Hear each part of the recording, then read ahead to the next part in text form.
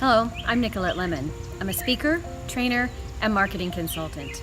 I'm from Scottsdale, Arizona, and I'm here today to talk to you about creativity. So often my girlfriends and I have talked about changes in our lives, whether it's the failing health of parents, whether it's the change of life, whether it's empty nesting. All of these changes have caused tumult in our lives. The interesting thing is that everyone is creative, and creativity is how we cope with change. And yet I get so many people telling me I'm not creative.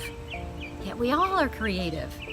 Let me back up and tell you a little bit about my story and why I feel I know a lot about helping you with your creativity. It's because I've gone through a lot of changes in my life. Let's see if you can relate to any of these. Almost died of a rare condition, saved with emergency surgery. Divorce. Mystery blood illness that the doc wasn't sure he could fix.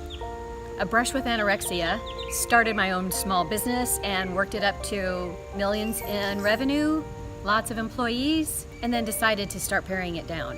My mother contracted Alzheimer's, and I had to take care of her towards her end of life. And then let me get back to the empty nesting thing. Having your daughter go off to college, it's big.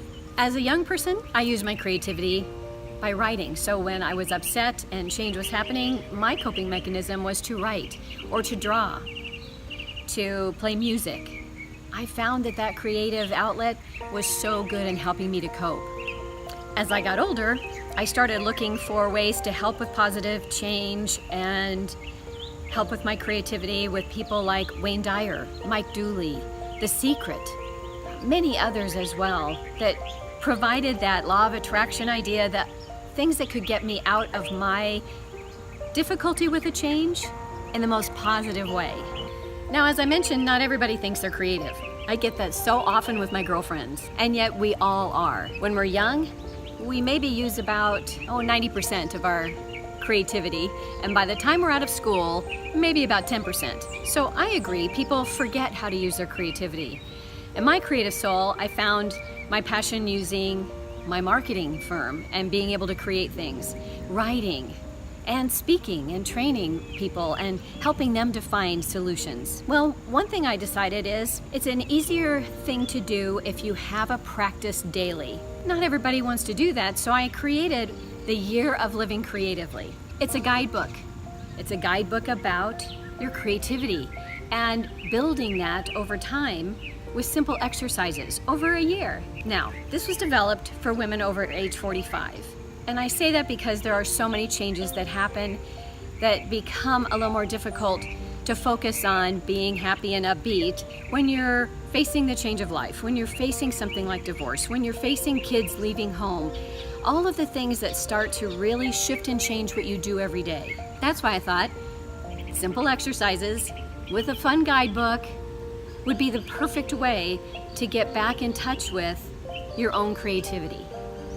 One of my readers said she got so caught up in wanting to do the exercises she couldn't get to the end of the book. I love that. That's exactly what I want to find that all of my readers do, as they get into the exercises and realize their passions again, their excitement in creating something. Now, going back to one of the things that really impacted me and why I felt compelled to start with the guidebook, The Year of Living Creatively. It's because my daughter went off to college, and I realized after she graduated from high school, the soccer mom stopped. We were with the National Charity League as mom and daughter doing all kinds of community service. Stopped. Anything that was going on with making lunches for school and getting her ready and getting her uniforms done, stopped.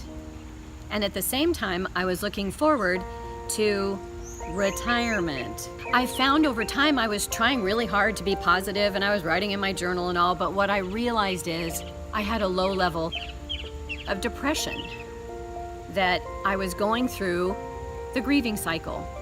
And I decided I wanted to put something together that helped me get back to my passion. So I came up with this. It's simple, it's easy to do, and that was another piece of it, because if it's too many words, too many things to do, I think people get overwhelmed, and you're already overwhelmed because you're trying to make these big changes in your life and be positive and happy about them.